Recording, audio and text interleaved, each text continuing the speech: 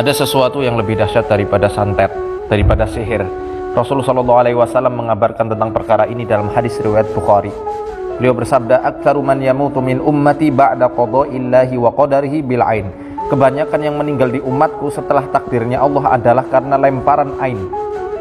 Dalam riwayat Muslim beliau juga mengabarkan, "Al-ainul haq walau kana syai'un sabiqul qadar la sabaqatul ain." Ain itu benar adanya. Kalau ada sesuatu yang dapat mendahului takdir, maka ainlah yang dapat mendahuluinya. Kenapa beliau mengatakan hal yang demikian?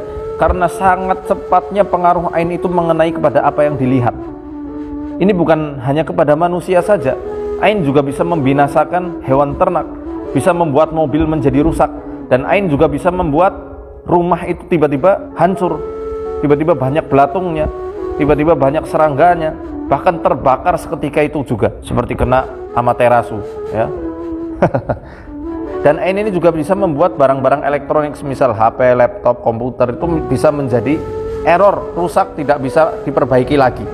Saya katakan bahwasanya ain ini tidak memiliki tahapan-tahapan layaknya sihir. Kalau orang kena sihir, kena santet, itu biasanya ada tahapannya. Kadang-kadang sebelum sakit itu dibuat memakan makanan yang bisa membuat dia itu jatuh sakit. Semisal tiba-tiba dia jadi suka makan duren, ya, padahal dia punya darah tinggi. Misal dia jadi suka marah-marah kepada istrinya, kepada suaminya. Baru nanti ketika tahapan sihir itu betul-betul datang, dia tiba-tiba langsung ambruk, lumpuh, tidak bisa ngapa-ngapain. Ain tidak perlu yang namanya tahapan-tahapan itu. Sekalinya kena langsung ambruk orangnya. Nah, kalau sihir itu juga kadang-kadang butuh yang namanya media-media. Contohnya butuh yang namanya foto, butuh yang namanya kain-kain yang pernah kena bekas keringat calon korbannya. Kadang-kadang butuh rambutnya, butuh kuku dari calon korbannya. Kalau ain nggak butuh itu semuanya.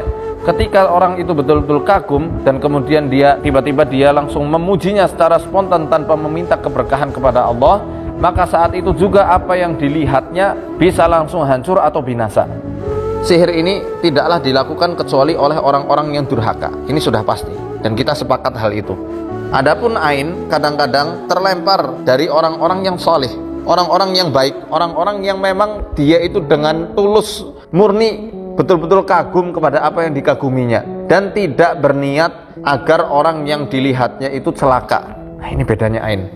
Dalam hadis riwayat Bukhari, ini salah satu contoh ya, salah satu contoh ain itu terlempar dari orang yang soleh.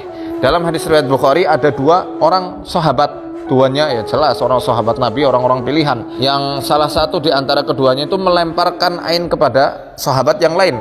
Beliau ini adalah Amr bin Rabi'ah dan juga Sahal bin Hunayf radhiyallahu anhuma. Sahal bin Hunayf adalah seorang sahabat yang memiliki kulit yang luar biasa indah. Gak ada bekas-bekas luka. Oleh karenanya saat beliau itu lagi mandi menanggalkan pakaiannya, Amr bin Rabi'ah lihat, wah, aku tidak pernah melihat kulit seindah yang aku lihat pada hari ini. Saking terpukaunya beliau dan nggak kepengen, sebenarnya nggak kepengen sama sekali Sahal bin Hunayf ini kena kecelakaan, kena musibah gitu ya. Tiba-tiba saat itu juga saat Amr bin Rabi'ah mengucapkan hal itu, Sahal bin Hunayf jatuh, suhu badannya tinggi sekali dan kejang sampai tidak sadarkan diri. Akhirnya dibawa kepada Nabi SAW. Lalu Nabi bertanya, "Man tattahim, siapa yang kalian curigai telah menyebabkan Sahal bin Hunayf jatuh seperti ini sehingga tidak sadarkan diri?" Para sahabat yang lain mengatakan Amr bin Rabi'ah. Akhirnya Amr bin Rabi'ah dipanggil oleh Nabi SAW dan agak diomelin saat itu. "Kenapa kamu tidak meminta keberkahan kepada Allah untuk saudaramu ini? Sekarang kamu mandi." Akhirnya ketika Amr bin Rabi'ah mandi, air bekas mandinya itu diwadahi sama ember ya kalau zaman sekarang, atau dengan bejana gitu ya. Kemudian airnya itu dimandikan kepada Sahal bin Hunayf. Saat itu juga Sahal bin Hunayf bangun seakan-akan tidak pernah sakit lagi. Ini menunjukkan bahwasanya penting bagi kita ketika kita kagum, ucapkanlah keberkahan. Kadang-kadang orang Jawa, orang kita ini, orang di Nusantara rata-rata basa-basinya luar biasa. Ya kan, itu sudah jadi adat kita. Ya bagus, tapi kadang-kadang ada tidak bagusnya. Misalnya anak tetangga dipuji-puji, wah anaknya cakep, prestasinya bagus, bla bla bla bla, dengan pujian-pujian yang lain, sampai lupa dia nggak minta keberkahan sama Allah. Pada hakikatnya dia mau mencelakakan anak tetangganya itu, karena bisa jadi setelah dipuji-puji dia, anak tetangganya sakit dan bahkan bisa langsung meninggal. Makanya ya, budaya basa-basi, budaya kita yang saling memuji satu sama lain itu bagus, tapi jangan sampai lupa mohonkan keberkahan pada Allah untuk nikmat yang ada pada saudara kita. Barakallahu fi, kalau misal kita sedang berhadapan-hadapan tuh ya.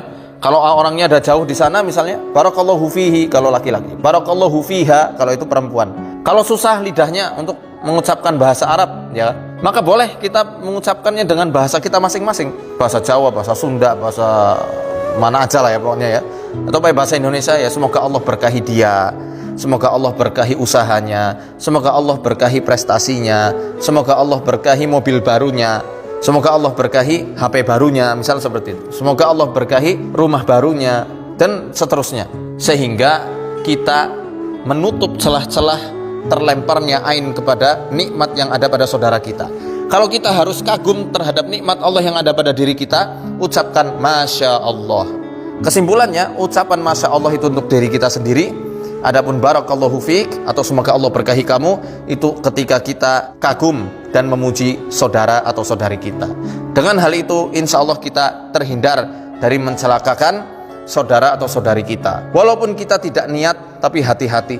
Kan kasihan kalau tiba-tiba saudara-saudari kita hilang nikmatnya gara-gara pujian-pujian kita, tanpa yang tidak disertai dengan permohonan keberkahan pada Allah Ta'ala. Ya kalau mungkin tiba-tiba barang elektroniknya rusak, mobilnya langsung rusak lah, kalau nyawanya langsung hilang gara-gara pujian kita, gara-gara ain yang terlempar secara tidak sengaja dari kita, kan kasihan.